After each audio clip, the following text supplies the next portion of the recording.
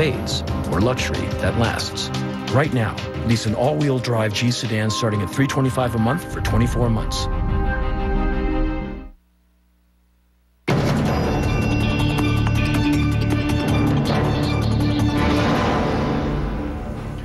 Here come the top picks from David Burrows, president of Barometer Capital Management. We are looking at the AltaGas here, ALA.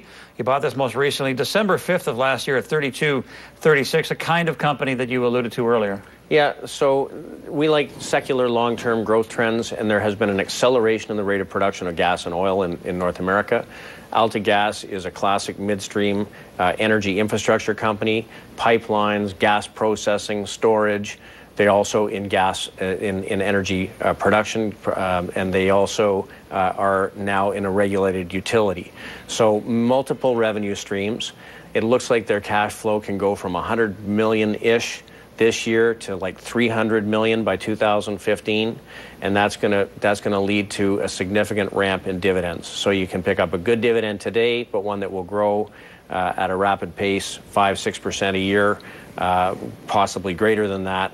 Over the next 3 years, and we're looking for total return situations that take advantage of that. Sticking with this theme, Williams Companies, you bought most recently March 1st of this year at $32.36. A similar company or different? Yeah, so one of the strongest performing sectors in the U.S. have been the master limited partnerships, which is one of the only ways you can participate in midstream energy assets in the U.S. They're problematic from a tax standpoint because you have to file taxes in the state where the partnership is resident. Williams is one of the only corporations in the space. They have a 70% interest in Williams Partners.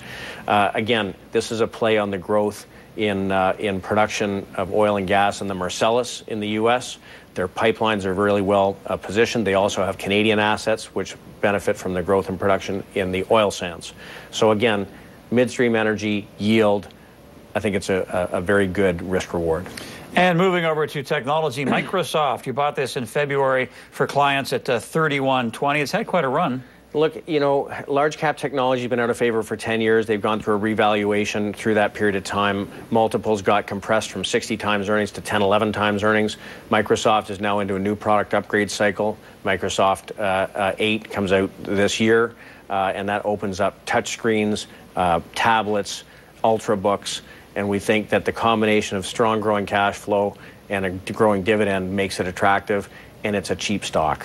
And I think in this market with questionable economic conditions, we want things that are predictable. What kind of a gain can you get on Microsoft this year, do you think? I think that we've begun a new long-term secular move higher in technology companies. And so I think that this could be a multi-year exercise.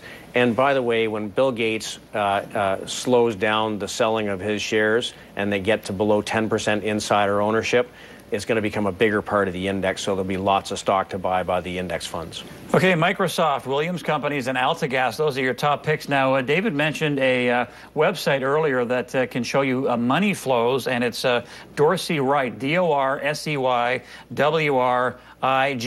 And if you're on Twitter, our producer Clea Simos has just, has just sent that out on Twitter, so you can look at it as well. Thanks for joining us. Brent Cook tomorrow night on Junior Mining and Commodities. We'll see you then.